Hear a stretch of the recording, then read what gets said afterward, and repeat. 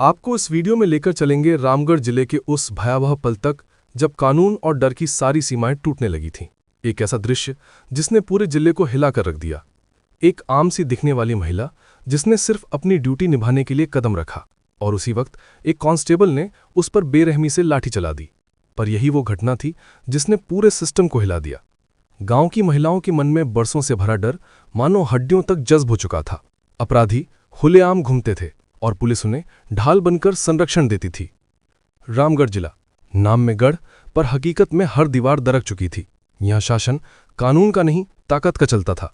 ऊपर से सब सामान्य दिखता, सड़कें, बाजार, खेत, लोग अपनी रोजमर्रा की जिंदगी में लगे हुए। लेकिन इस शांत दिखने वाली हवा के नीचे एक गहरा डर महकता था। लोग नजरें चुड़ाकर चलते थे। महिलाएं सांझ ढलते ही घरों में बंद हो जाती थीं। इसी बीच जिले में एक नई कप्तान की तैनाती हुई। एसपी निहारिका सिंह। नाम जितना साधारण, काम उतना ही साधारण। पुलिस विभाग में उनका नाम अनुशासन और ईमानदारी का पर्याय था। उम्र 30-32 के बीच, पर आंखें ऐसी जैसे वर्षों का अनुभव उनमें उतर चुका हो। उनके भीतर एक शांति थी, पर वो शांत समुद्र के भीतर छुपे तूफान जैसी थी। जिस दिन फटा, सामने की दुनिया हिल जाती। पदभार संभालते ही निहारिका ने जिले की पुरानी फाइलें खंगानी शुरू की। मानचित्र देखा, गुंडों की गतिविधियों की सूची बनाई, गुप्त रिपोर्टों का अध्ययन किया। सब कुछ सामान्य था जब तक उनकी नज़र एक धूल से भरी पुरानी फाइल पर नहीं पड़ी। किशनपुरा गांव, 20 शिकायतें पिछले 6 महीनों में। शिकायतें एक जैसी। आरोपी 4 युवक, तनिष, विहान, कृष, रोहन। आरोप: छेड़खानी, गाली गलौज, धमकी, जबरन वसूली, पीछा करना, रास्ता रोकना। और हर शिकायत के नीचे एक ही लाइन: जांच की गई, कोई पुख्ता सबूत नहीं मिला, मामला बंद। निहारिका की भौं में सिकुड़ गई। 20 शिकायतें, एक भी सबूत नहीं, एक भी गवाह नहीं। यह असंभव था। उन्होंने तुरंत अपने सहायक को बुलाया। शर्मा जी, किशनपुरा थाने का निरीक्षक कौन है? मैडम, निरीक्षक युवराज। उसे तुरंत बुलाओ। करीब 1 घंटे बाद निरीक्षक युवराज अपने ढीले पड़े कंधों, अकड़गरी चाल और सुस्त वर्दी में कमरे में दाखिल हुआ। आते ही सलाम ठोका। जय हिंद मैडम। निहारिका ने फाइल उसकी ओर सरका दी। ये सब क्या है? युवराज ने फाइल देखी। उसकी आंखों में एक पल के लिए घबराहट चमकी, पर चेहरे पर तुरंत बनावटी आत्मविश्वास आ गया। मैडम, ये सब गांव की औरतों की आपसी रंजिशें हैं। ये लड़कियां जरा सी बात पर शिकायत कर देती हैं। ये 4 लड़के तो बेचारे फंसाए जा रहे हैं। निहारिका ने सधी हुई आवाज में पूछा। 6 महीनों में 20 शिकायतें और हर शिकायत में वही नाम? क्या पूरा गांव झूठ बोल रहा है और सिर्फ ये 4 लड़के ही बेवजह बदनाम हो रहे हैं? युवराज हंस पड़ा। मैडम, गांव की राजनीति ऐसी ही होती है। सब मनगढ़ंत आरोप है। यही सच है। निहारिका के भीतर कुछ टूटता हुआ महसूस हुआ। उनके चेहरे पर शांत भाव था, लेकिन भीतर गुस्से की गर्म धार चल पड़ी थी। यह आदमी पूरी तरह बिक चुका है। उन्होंने कहा, ठीक है निरीक्षक, आप जा सकते हैं। इस मामले की जांच अब मैं खुद करूंगी। युवराज की आंखों में एक उपहास भरी मुस्कान तैर गई।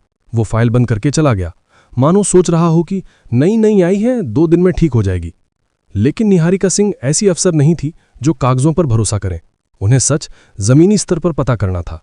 उन्होंने एक बड़ा फैसला लिया। वो वर्दी उतारकर एक साधारण औरत बनकर गांव जाएंगी। उन्होंने अलमारी से एक पुरानी सूती साड़ी निकाली, पिस्टल लॉक में रखी, ड्राइवर को छुट्टी दी और रात भर सोचती रहीं, कहीं डर है। पर अगले ही पल उत्तर मिला, नहीं, सिर्फ कर्तव्य है।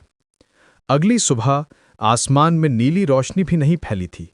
एक पुरानी बस किशनपुरा के छोटे बस स्टॉप पर आकर रुकी। कुछ महिलाएं उतरीं, कुछ किसान, और उन्हीं में एक औरत, एसपी निहारिका सिंह, अब एक साधारण ग्रामीण स्त्री के वेश में। किशनपुरा गांव की गलियों में कदम रखते ही निहारिका को वो खामोशी महसूस हुई जो किसी भी सुरक्षित जगह में नहीं होती। ये खामोशी डर की थी, वो डर जो सालों से महिलाओं के गले में फंदे की तरह कसता गया था। सुबह की हल्की हवा में मिट्टी की खुशबू थी, पर उसके साथ एक अजीब सी बेचैनी भी तैर रही थी। वो धीरे धीरे आगे बढ़ीं।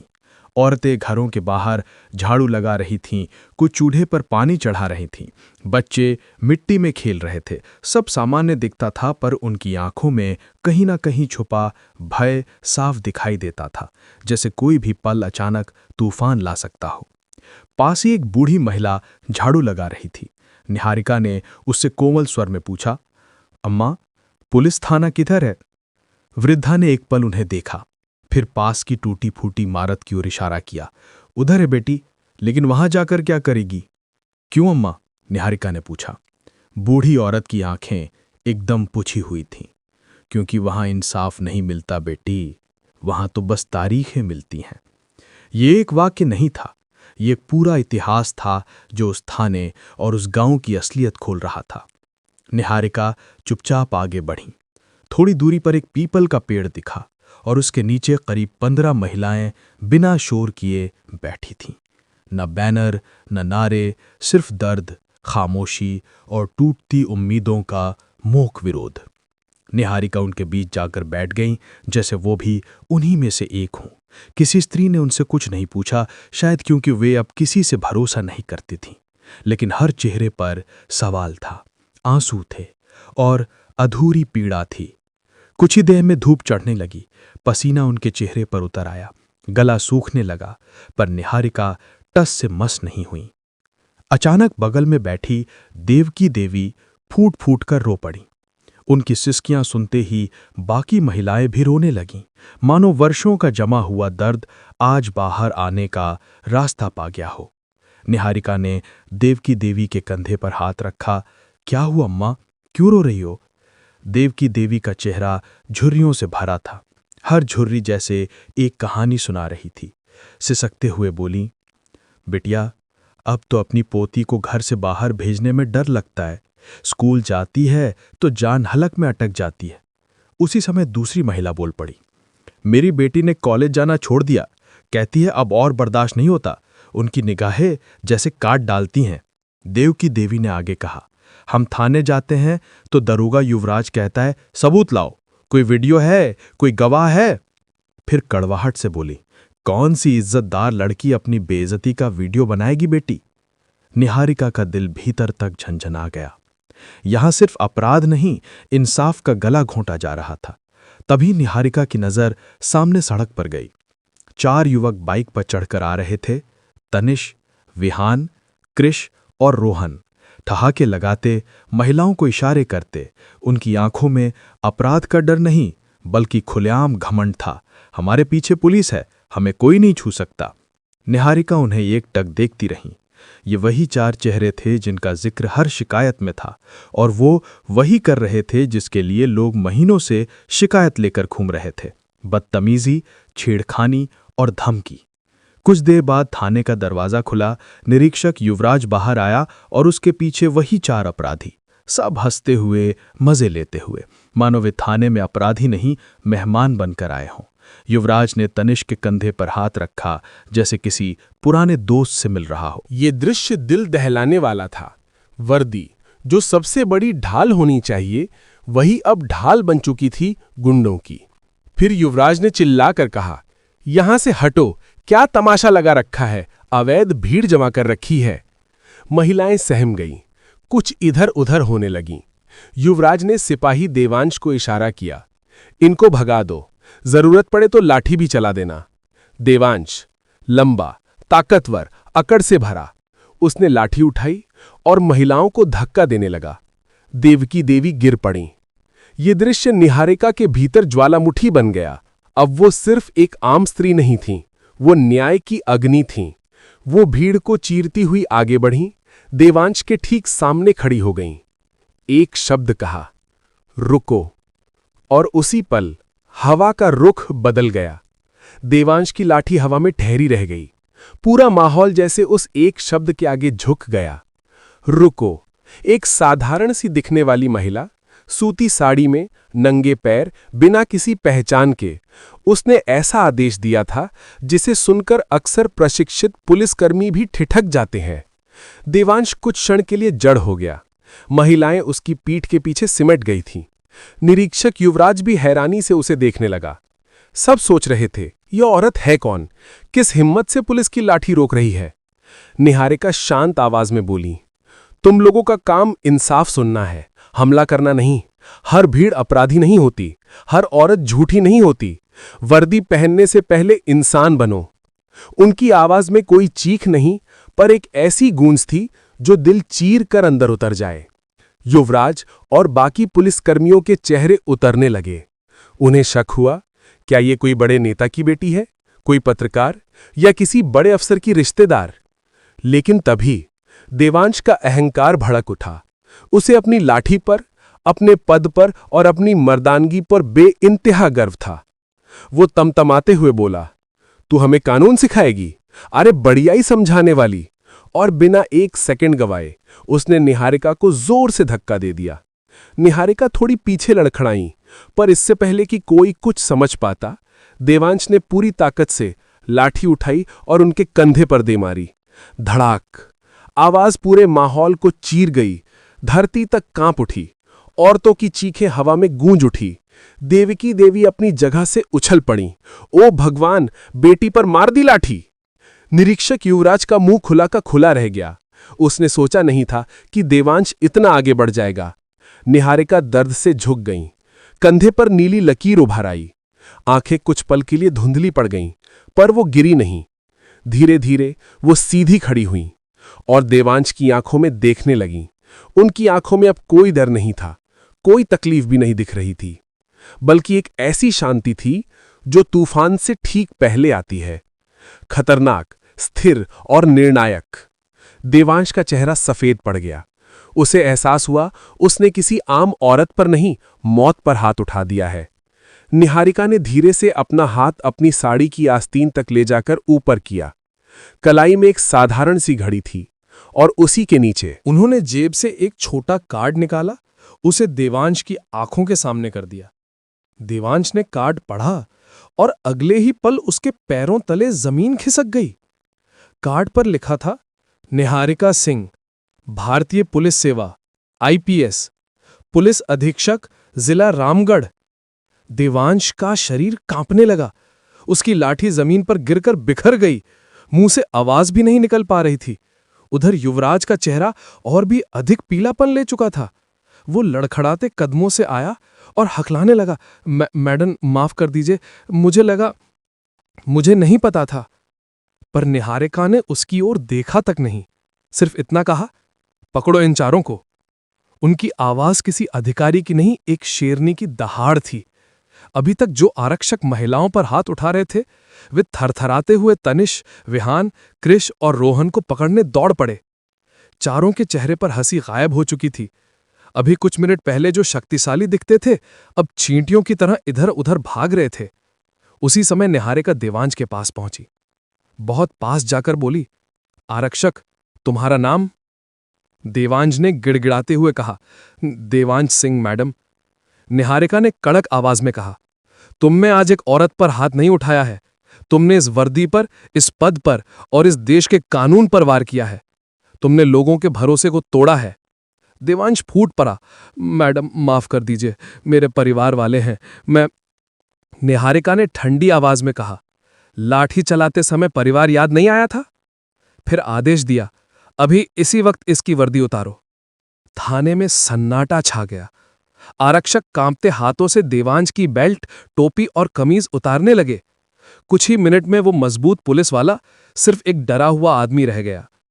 अब बारी निरीक्षक युवराज की थी। निहारिका ने उसकी आंखों में देखकर कहा, तुम्हें सबूत चाहिए था, है ना? थाने के बाहर बैठी महिलाएं, भीगी आंखें, देवकी देवी का कांपता हाथ, हर चीज उनकी ओर इशारा करती थी। ये पूरा गांव ही सबूत है। मेरे पीठ पर पड़ा ये नील सबूत है, और तुम्हारा बिका हुआ जमीर, ये सबसे बड़ा सबूत है। युवराज के पैर कांप रहे थे। वो गिड़गिड़ाने लगा, मैडम गलती हो गई। निहारिका ने कठोर आवाज में कहा, युवराज अभी इसी वक्त निलंबित। और फिर मोबाइल उठाया और उच्चाधिकारियों को कॉल किया। उनकी आवाज में वो ठंडा आदेश था जो पूरे सिस्टम को हिला सकता था। पूरी फोर्स लाइन हाजिर की जाए। युवराज और आरक्षक देवांश को तुरंत गिरफ्तार किया जाए। इन पर मुकदमा दर्ज करो। चारों लड़कों पर छेड़खानी, धमकी और दंगा फैलाने की एफआईआर अभी लिखो। मैं यहीं हूं। आधे घंटे में कार्रवाई चाहिए, औपचारिकता नहीं, एक्शन। फोन काट दिया और पूरे किशनपुरा में सन्नाटा उतर गया।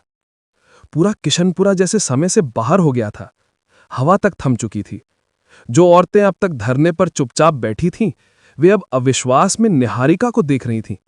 उन्हें समझ ही नहीं आ रहा था कि ये साधारण साड़ी पहनकर आई महिला कोई आम औरत नहीं, बल्कि रामगढ़ जिले की पुलिस अधीक्षक है। वही अधिकारी जिसकी एक आवाज पूरे सिस्टम को हिला देने की ताकत रखती है। उधर बदमाश लड़के तनेश, विहान, कृष और रोहन, जिन्हें अभी भी लगता था कि वे अछूत हैं, अब कांपते हाथों से पीछे हटने लगे। थाने के आरक्षक, जो कुछ ही मिनट पहले इन्हीं गुंडों के साथ हंस हंसकर बातें कर रहे थे, अब उन पर हथकड़ी डाल रहे थे। जो युवक अभी तक ठहाके लगा रहे थे, अब मुर्दों की तरह खड़े थे। तनिष की आवाज सूख चुकी थी। मैडम, हमें नहीं पता था। पर निहारिका की नजरों ने उसे वहीं जड़ कर दिया। अपराध जानकर हो या बिना जाने, कानून लागू होता है। थाने के ठीक बीच में, जहां अपमान, विश्वासघात और डर की गंध हवा में तैर रही थी, निहारिका सिंह अपनी सूती साड़ी में खड़ी थीं। कंधे पर नीला निशान धड़क रहा था, पर उनका चेहरा इतना शांत था कि देवांश और युवराज की रीढ़ तक ठंड उतर गई। कुछ ही मिनट में सुरीली आवाज में सायरन गूंजा। जिले से नई पुलिस फोर्स पहुंच चुकी थी। सड़क पर धूल का बादल उठा और सफेद जीपों की कतार थाने के सामने आकर रुकी। नई टीम के जवान उतरकर सीधा निहारिका के पास आए और सैल्यूट ठोक दिया। उनकी आंखों में सम्मान और गर्व दोनों साफ दिख रहे थे। निहारिका ने एक पल भी बर्बाद नहीं किया। उन्होंने आदेश दिया, युवराज को हिरासत में लो, देवांश को भी, दोनों पर केस दर्ज करो। युवराज, जो नौकरी की धौंस दिखाकर महीनों से 4 गुंडों को बचाता आया था, अब मासूम बच्चे की तरह रो रहा था। मैडम, बच्चों की कसम, मैं सुधर जाऊंगा, एक मौका दीजिए। पर निहारिका ने उसके आंसुओं की तरफ देखा भी नहीं।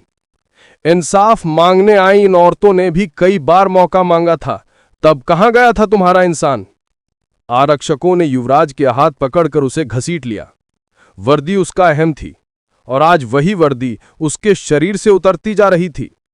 देवांश की हालत तो और भी बुरी थी, जैसे उसकी सांसें भी उसकी गलती पर शर्मिंदा हों। वो जमीन पर बैठा सिर्फ यही कह पा रहा था, मैडम, मेरे बच्चे, मेरी नौकरी। निहारिका ने उसकी आंखों में देखते हुए कहा, जब तुमने अपनी लाठी इन औरतों पर चलाई थी, तब तुम्हें उनके बच्चे याद नहीं आए थे। अब कानून अपना काम करेगा। कुछ ही क्षणों में देवांश और युवराज दोनों को पुलिस जीप में बैठाकर ले जाया गया। गांव वालों की आंखों में ऐसा दृश्य पहली बार था। कानून अपराधियों को नहीं, अपराध छुपाने वालों को उठा रहा था। इसी बीच निहारिका ने उन 4 बदमाशों को हवालात में बंद करने का आदेश दिया। तनिष चीखता रहा, मैडम, हमें फंसाया जा रहा है। पर निहारिका की आवाज लोहे की तरह कड़ी थी। 20 शिकायतें एक जैसी हों तो वो फंसाना नहीं, वो सच्चाई होती है। चारों को लोहे की सलाखों के पीछे डाल दिया गया। उनकी शेखी, उनकी हंसी, उनका घमंड, सब वहीं दम तोड़ गया। अब निहारिका थाने के मुख्य कमरे में गईं। औरतें पहली बार आगे बढ़ीं, एक एक होकर उनके पास आ रही थीं। सिवाय डर के उनके हाथों में कुछ नहीं था, पर आज पहली बार उनकी आंखों में उम्मीद थी। निहारिका ने उन्हें अंदर बुलाया।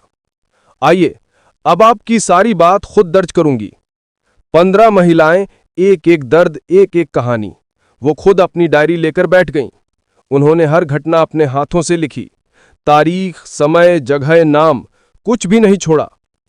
देवकी देवी सबसे आखिर में आईं। उम्र ने उनकी पीठ झुका दी थी, पर आज उनकी आंखें सीधी थीं। उन्होंने धीरे से निहारिका के कंधे को छूने की कोशिश की, जहां लाठी पड़ी थी। बेटी, बहुत दर्द हो रहा होगा। निहारिका का चेहरा अचानक कोमल हो गया। वो मुस्कुराई। नहीं अम्मा, ये दर्द तो कुछ भी नहीं। असल दर्द तो आप सबने इतने महीनों तक सहा, आज वो खत्म हुआ है। गांव में अब तक जो डर तैरता था, वो बदलकर सुकून में बदलने लगा। कुछ ही देर में नई पुलिस टीम एफआईआर दर्ज कर चुकी थी। पूरे थाने की हवा बदल चुकी थी।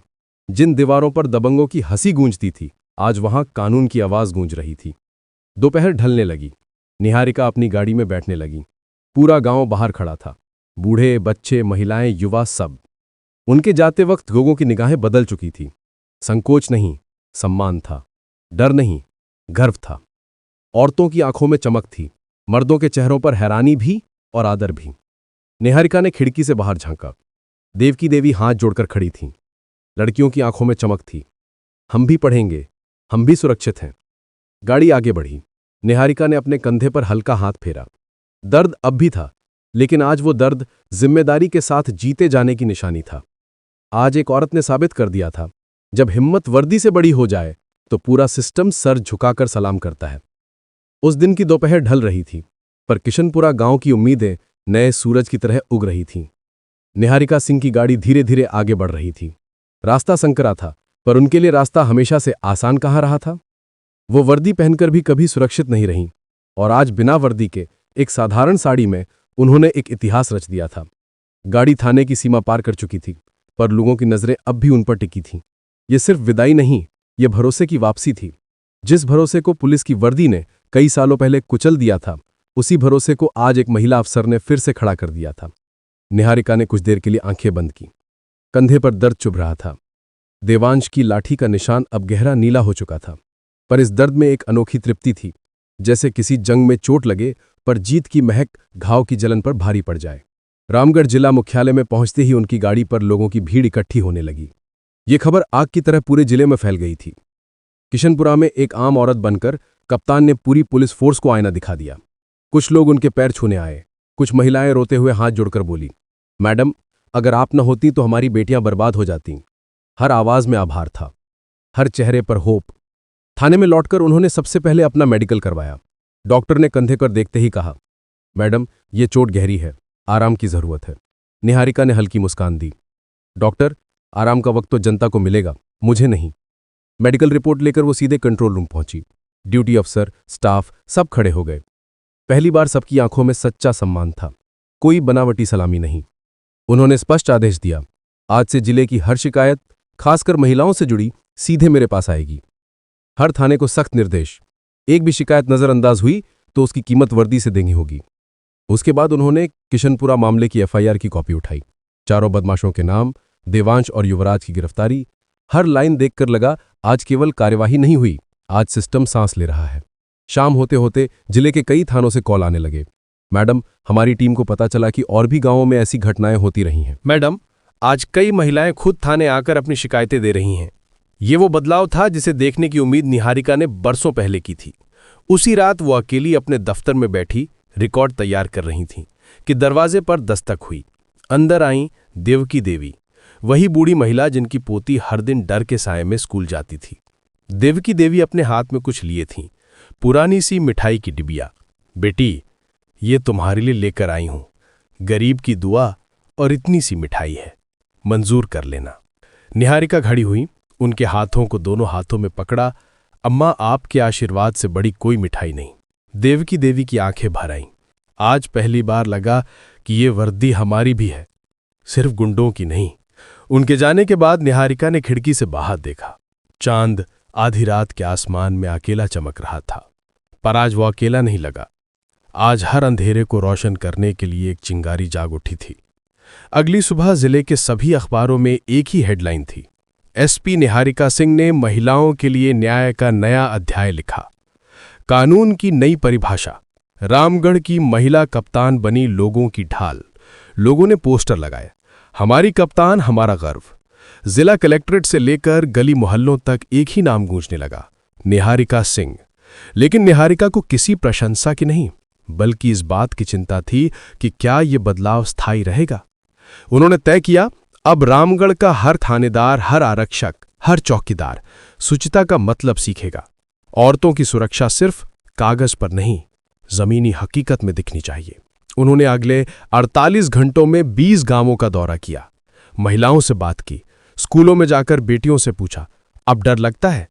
और हर बार मिलने वाली आंखों में, एक एक लड़की में, एक एक मां की मुस्कुराहट में उन्हें एक ही जवाब मिला, नहीं मैडम, अब नहीं।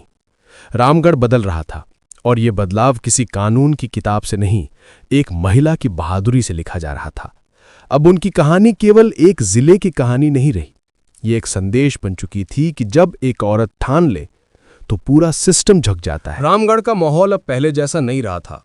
हवा में एक नई हलचल थी। जहां कभी अपराधियों का बोलबाला था, वहीं अब कानून की सख्त पकड़ महसूस होने लगी थी। थानों की दीवारों पर पड़े धूल के परतें हट रही थीं और उनके स्थान पर नियम और जवाबदेही की छाप उभर रही थी। ये बदलाव अचानक नहीं आया था। ये उस दिन की एक लाठी से शुरू हुआ था जिसने निहारिका सिंह के कंधे पर निशान छोड़ा था और पूरे सिस्टम की नींव हिला दी थी। उस रात पूरे जिले की प्रशासनिक टीम को जिला मुख्यालय में आपात बैठक के लिए बुलाया गया। बड़े अफसर, सब इंस्पेक्टर, कांस्टेबल सभी गंभीर चेहरों के साथ बैठे थे।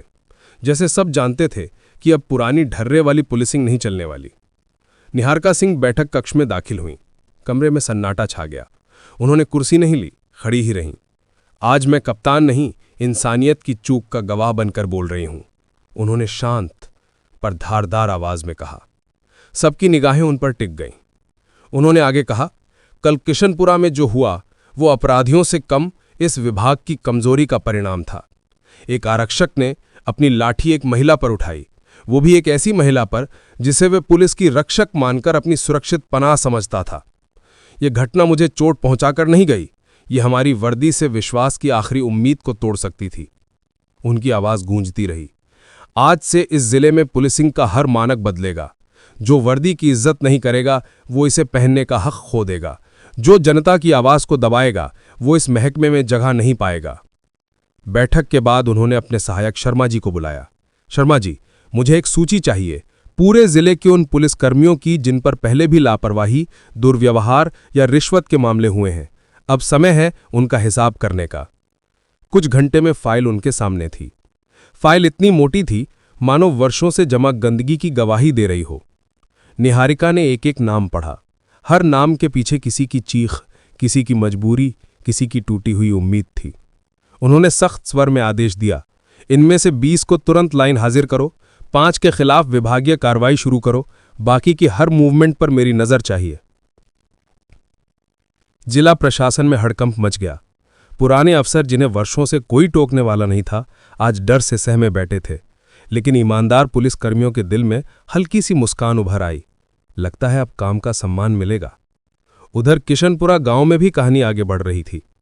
जब पुलिस की नई टीम ने गांव का दौरा किया, लोगों को लगा शायद फिर वही काम चलाओ रवैया होगा, लेकिन इस बार सब अलग था। महिलाओं से बैठकर बातचीत की गई, हर घर का दौरा हुआ। जिस इलाके में लड़कियों को निकलने में डर लगता था, वहां पुलिस की पेट्रोलिंग बढ़ा दी गई। गांव की लड़कियों ने स्कूल जाना दोबारा शुरू कर दिया। कई महीनों बाद पहली बार रास्तों पर उनकी हंसी सुनाई दी। देवकी देवी की पोती, जो कभी खिड़की से बाहर झांकने से डरती थी, अब रोज साइकिल पर स्कूल जाती थी। एक शाम जब निहारिका जिले के भ्रमण से लौट रही थीं, उनका फोन बजा। फोन थाने से था। मैडम, 4 आरोपी लड़कों ने जेल में पुलिस से माफी की गुहार लगाई है। कह रहे हैं कि उन्हें डर लग रहा है। निहारिका के चेहरे पर एक ठंडी मुस्कान आई। जो डर जनता ने सालों तक झेला, वही डर अब अपराधियों को महसूस होना चाहिए। कानून का डर, यही सही बदलाव है। उस रात वो अपने केबिन में अकेली बैठी थीं। बाहर बारिश हो रही थी। खिड़की से गिरती बूंदें उनके पीठ पर लगे नीले निशान की हल्की जलन को और बढ़ा रही थीं, पर साथ ही उन्हें याद भी दिला रही थीं। न्याय के रास्ते पर चलने वालों की हर चोट एक सम्मान बन जाती है। अचानक दरवाजा खटखटाया गया। अंदर आईं कुछ ग्रामीण महिलाएं। उनके हाथों में एक छोटा सा दीपक था। देवकी देवी सबसे आगी थीं। उन्होंने कहा, बेटी, ये दीपक तेरे लिए है। जब तू आई थी तो हमारे घरों में अंधेरा था, आज तूने उजाला कर दिया। निहारिका ने दीपक लिया। उसकी लौ बिल्कुल स्थिर थी, जैसे किसी अटूट विश्वास की तरह। उन्होंने मुस्कुराकर कहा, अम्मा, ये उजाला आप सबने खुद बनाया है, मैं केवल रास्ता दिखाने आई थी। महिलाओं ने कहा, नहीं बेटी, तू नहीं होती तो हम आज भी खामोशी में दफन रहते। वो दीपक आज भी निहारिका की मेज पर रखा है।